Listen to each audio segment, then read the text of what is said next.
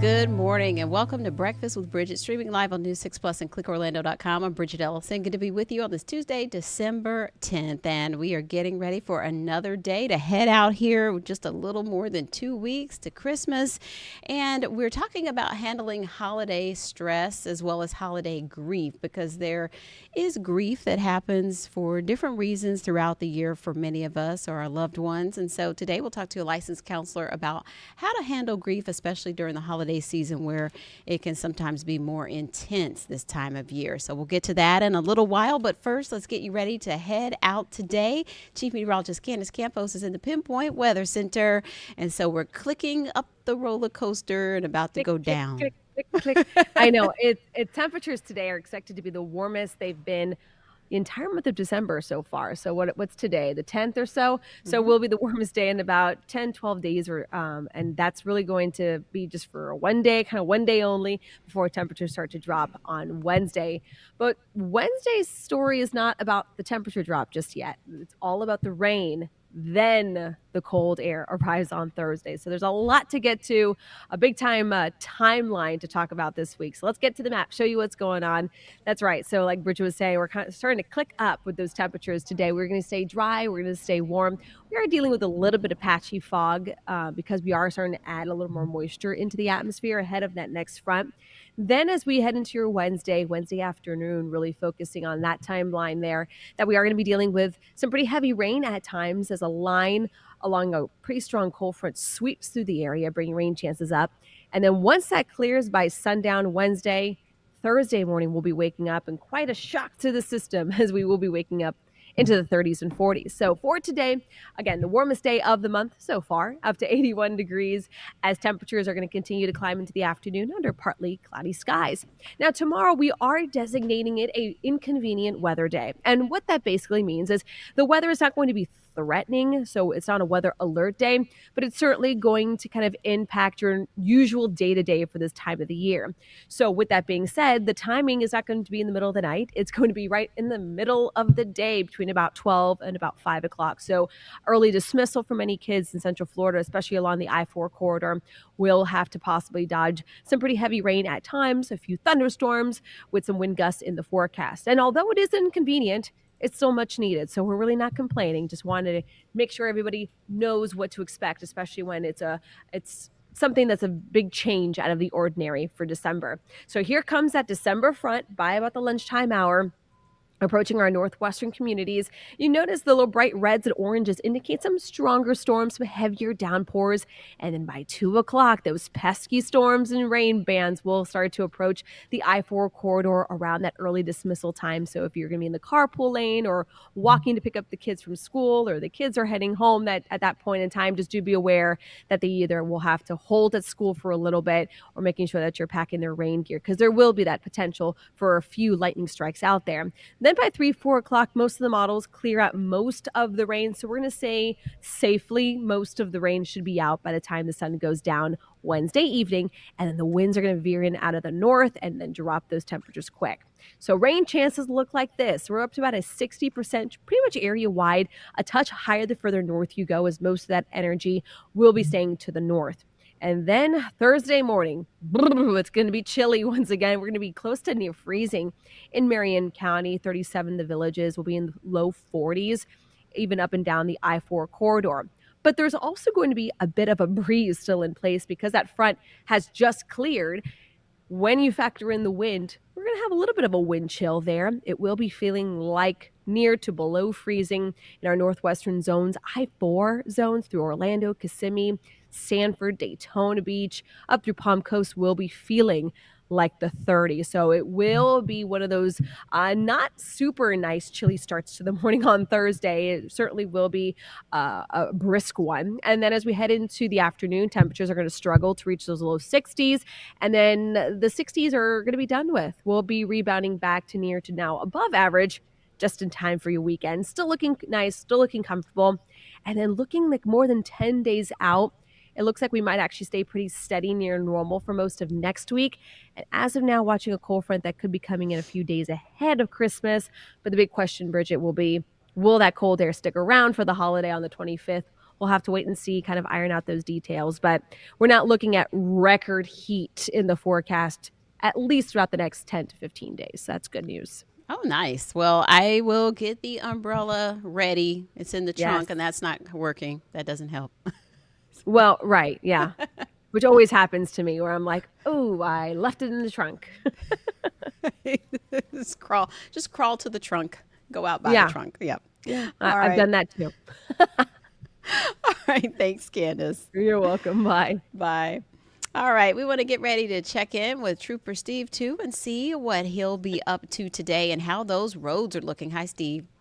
Hi. Roadways aren't doing too bad this morning. It's always iffy when it's December. But yeah, we do have a few crashes out there. Two of them are slowing us down. So the first one, we'll go straight to the traffic maps. First one's going to be out here in East Seminole County, almost at the Seminole County line at Mitchell Hammock Road.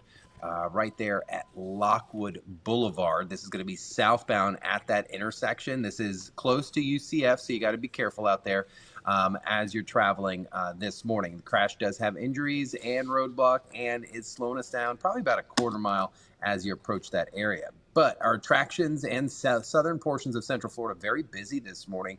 Eastbound I-4, pretty routine, but there is a crash at Pleasant Hill Road at John Young, 1792 OBT, whatever you want to call it, as you're leaving the Pleasant Hill area, Point Siena. So we're backed up really far at this point. Past Granada, if you're headed northbound, almost to Reeves. So if you are familiar with Point Siena, you know exactly what I'm talking about this morning. Please add some major time. I'd add about 15 minutes if you could. I-4 out here at the 56 puts you close by Champions Gate. Top of your screen there, traffic moving slow because of that right there. No crashes, all routine, which is good.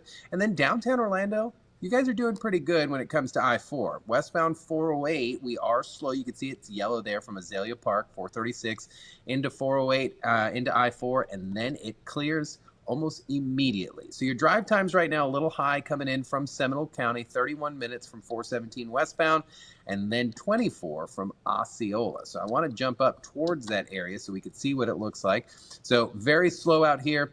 And I zoomed into Reinhardt and 46 just because there's a lot of construction going on out there and drivers need to be prepared for this. This intersection is large. They're expanding it. And sometimes when you hit the road in the morning, you're down to a single travel lane. So you just got to be careful. Outside of that, Bridgett, nice and smooth, relatively, on the roadways. Yeah. And so what's up for today on the road? Today I'll just be doing some, how would we call this? Pedestrian reminder that even when you're right doesn't mean you're going to win. Kind of situation. So we're going to talk about how pedestrians should be traveling in parking lots, who has the right of way within these parking lots, and maybe some extra steps we should be taking as pedestrians, even though we're right, that maybe we shouldn't just be sprinting out into a roadway or something like that. So that's going to be at 10 a.m. YouTube, Click Orlando, the apps, all that fun stuff, and you guys can join me then. And aren't we number one in the country as far as sort of pedestrian related incidents or number of pedestrians? Yes, we are top rated in the country. And it's been like that for, I want to say, 10 plus years that we've had. The data shows that vehicle versus pedestrian crashes here in the Central Florida area, specifically Orange and Osceola County, are number one anywhere in the entire country, and that's not something to be proud of. So that's why we try to do as much as we can to drive home the fact that, look, yes, a pedestrian might have the right of way, but we need to take the extra steps, just like the train stuff that we talk about all the time. Yeah, you might think you can make it, but maybe you might be wrong. So the counter idea to that is when you are wrong, there's going to be a catastrophic crash. So we need to make sure we're paying attention and stuff. So that's hopefully what we can drive home today and prevent and maybe get us down to stop being at the top of that list. Yeah. So are we at a disadvantage because of just so much tourism and just a lot of foot traffic that way, or not necessarily that contributing to those numbers? That's a huge contributing factor to it. You've got people from all over the world that come to one location, and then you mix it that they have to drive like we drive here. There's a lot of ego that goes into it too, just because we are expanding how we drive and how we operate. City of Orlando trying to become a pedestrian friendly town, and the drivers need to understand that also. I think when drivers start getting so frustrated, it leads to these crashes. So yes, that you get people from Europe, South America, and all that stuff right here, and they're just focused on having fun. But we have to also remember people are trying to get around too. But yeah, I think, Bridget, that's a huge contributing factor. All right. Well, we will see you then a little bit later. See ya. All right. Thanks, Trooper Steve. We have some big developments in the investigation into the shooting death of the United Healthcare CEO. So there has been an arrest after nearly a week-long manhunt for the suspected shooter. And so he was arrested yesterday in Pennsylvania. He's charged with murder. And CBS's Naomi Ruckham has more on who he is, how he was found, and what police believe could be a possible motive. This morning, Luigi Mangione is behind bars. The 26-year-old was arraigned and later charged with second-degree murder yesterday in the shooting death of United Healthcare CEO Brian Thompson. Justice will be delivered in this case. Pennsylvania police were called to the scene after the Maryland native was spotted by an employee at a McDonald's in Altoona around 9:15 a.m. yesterday. Investigators say they approached him and asked if he had recently been to New York. He became visibly nervous, kind of shaking at that question. Police say he was carrying a fake New Jersey ID that matched the one allegedly used to check into a New York hostel last week. Authorities say they later recovered Mangione's passport with his real name, along with a gun, suppressor, and clothing that they believe are consistent with those used in the shooting, and a 3-page handwritten document expressing ill will toward corporate America. He's a coward, not a hero. Mangione is from a prominent Maryland family that owns multiple country clubs. He was the valedictorian of his 2016 class at the elite all-boys Gilman School in Baltimore, and later earned computer science degrees from the University of Pennsylvania. I knew of him. I knew him somewhat well. He was a nice kid. Mangione spent time in Hawaii in 2022 and 2023. Two sources who knew him then say he suffered from back pain due to an injury. Naomi Ruckham, CBS News, New York. Of course, we'll keep you updated as more information is released in that case. Now, here locally, Merritt Island, and we have our James Sparvero telling us about this. You've probably seen the video. It's gone viral now from the crash that happened at the Christmas boat parade on Saturday night. This is really hard to watch, but 3 people ended up in the hospital, and we're told that 2 people are out, but one individual suffered some really bad injuries. So this is some terrifying video that has gone viral, and James has more on exactly what happened and what witnesses say. So by now, maybe you're one of the millions who's seen the video here on Sykes Creek during Saturday night's Christmas boat parade. This jet boat, which looks like it's made out of the body of a Corvette, crashes into another boat. Oh my God! At 2 boats that collided from the parade. There is 1 patient that they did retrieve from the water that is not moving. They're searching for additional victims. Unknown at this time how many victims. The FWC tells me 3 people were taken to the hospital. 2 of them released immediately. The FWC would not confirm the health of the 3rd person. Now, watching the parade Saturday night was Don Wilson. He lives just feet from where this happened. Don, you say that this boater in the red jet boat probably didn't have a mechanical failure because you say you saw him driving like that all night. Yeah, he started further south on the creek and he was doing donuts and driving recklessly, way over the speed limit here. Spinning around, and he got too close to other boats and he crashed into one. It was obvious that it was going to happen, and it did very quickly. This parade is such a tradition here on the canal. To see something like this happen, how did that make you feel? Well, it was a surprise because we've been here for many years, like 25 years, and we've seen the parade year after year, and this has never happened before, so it's quite the exception. What would you like to see be the outcome of the investigation as it continues? Well, I think that the fellow who perpetrated that incident should pay a price, maybe go to a boating safety class, and then next time he's out here boating, a little more respectful. Oh my God! When I talked to the FWC, they told me they've issued citations, but they wouldn't say to who or what for. When the investigation is complete, we'll let you know what more we find out. By the way, the organizer of the parade, Blue Marlin Real Estate, told me they had no comment about what happened. I wanted to ask them what I see some of you commenting on. Could this incident possibly impact parades in the future? In Merritt Island, Brevard County, I'm James Sparvero, Getting Results News 6. A really horrible crash. They're really hoping that all who were involved in that can recover, and our thoughts and prayers are with the family and friends involved in that as well. So we'll keep you updated as more happens with that. Right now, we'll take a break. We'll be back to talk about handling grief, especially when it can get intense around the holiday season.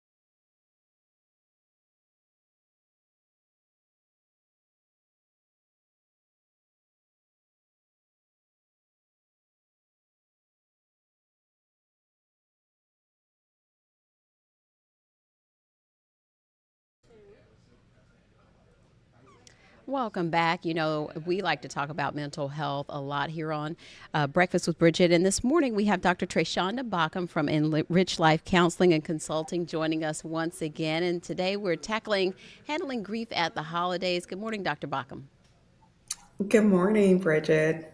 When we think about grief, this is something that can be, any time, and there's really no timeline on how long people grieve for different reasons, but the holidays can be particularly intense.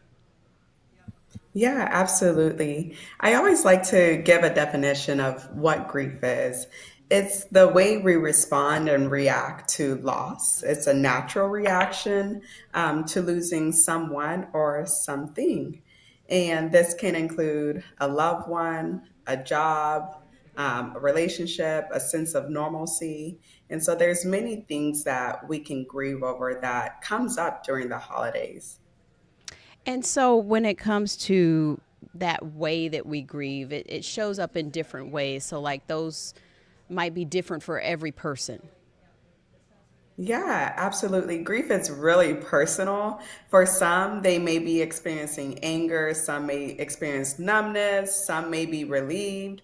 And so there's no right way to grieve. And like you said, it comes in waves. We don't get to pick and choose when we're going to feel it, how we're going to feel it. And some days you might be feeling okay, and then some days a memory or a smell or you're eating dinner and it may elicit this grief response.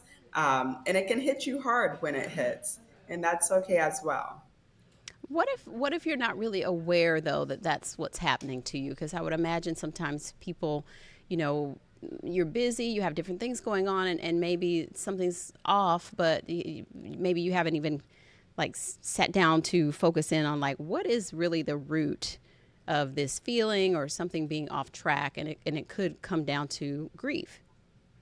Yeah, absolutely. So sometimes, just like you mentioned, you may not be aware of, hey, this is grief. You may just be feeling feelings such as sadness, frustration, confusion, guilt, sometimes even physical exhaustion. And so sometimes that's the place to start, is just to acknowledge your feelings and what you're feeling in that moment. And once you have time, you can reflect on what's happening before. Have I felt this way before? Is this the first day? So that you can start to process through the why that is happening and start to build those associations. Mm-hmm. And around the holidays, it intensifies sometimes.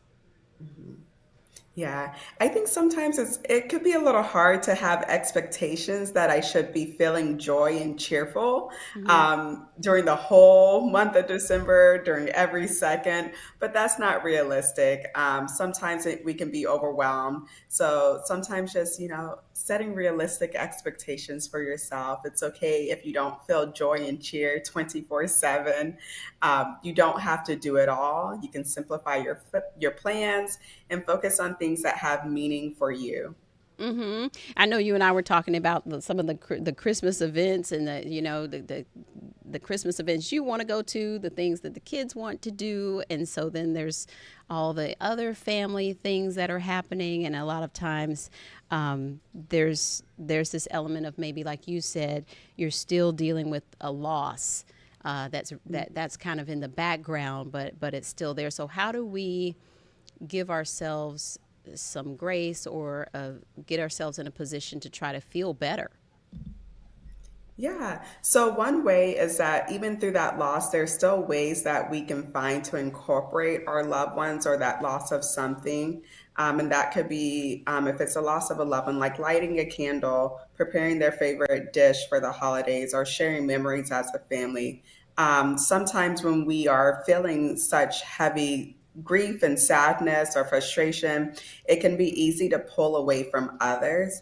And we want to do the opposite during this time. We want to connect with others. And this could be friends, family, a support group, so that you can talk about your feelings, what you're going through, and they could provide comfort and understanding. Hmm.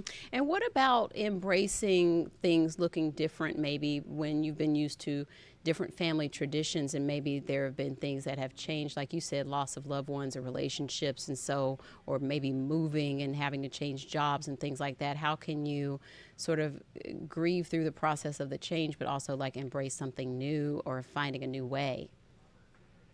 Yeah, so I always like to think of it as about learning how to adjust, right? Grief isn't about getting over it or trying to minimize what you're feeling or going through. It's about learning to live with that loss and finding ways to carry it with you as life continues to move forward. And so sometimes if we set the expectation that, in 2 weeks we should just be over feeling this way or over this situation, then we're already going to come in with this heavy sense of guilt and frustration. But if we can go in knowing that, hey, I may feel this way in these moments and I can still do these things. So you don't have to pick or choose one. You're just learning new ways to carry it with you as life continues. Hmm. And so, how can we, reach out to the right persons to talk about it to help us through that? Because maybe it's something that you don't want to share with everyone if you are grieving over certain things, or it might be personal to you. Yeah. So sometimes, grief can be complex. And so sometimes if our friend or the tools that we're utilizing on ourselves that we know of aren't helping, I definitely recommend seeking professional support. That way you could be provided with tools and help to properly process through things, because our body can process naturally, but sometimes not the most healthy way. So I would definitely recommend reaching out for support, professional help, or finding a support group with others who are also going through maybe the similar grief that you're experiencing. And how can we connect with your team? Yeah, so we can be contacted on our website, and that's www.enrichlifecounseling.com, or they can call our office at 407-593-4500. All right. Well, Dr. Bacham, good to see you as always. Happy holidays. Thank you. Happy Thank holidays to you. you. Take care. Bye. Bye.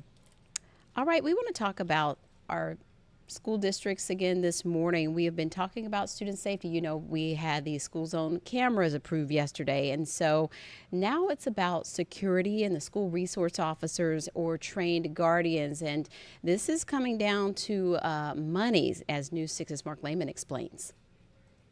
The Orange County School District may be facing a difficult decision when it comes to resource officers. If we had more money, we would have given it to the agencies so that we could have SROs. School board member Angie Gallo says a 3-year agreement has already been reached with the Orange County Sheriff's Office and Orlando, Maitland, and Eatonville, but negotiations are ongoing with Apopka, Ocoee, Winter Garden, Winter Park, and Windermere. And I understand that everybody's kind of strapped for dollars. I understand that, but we have several others that were able to make it work. If an agreement isn't reached, the district may be forced to turn to trained guardians who are limited in their ability to intervene if a fight breaks out. 30 schools would be impacted if there's a change.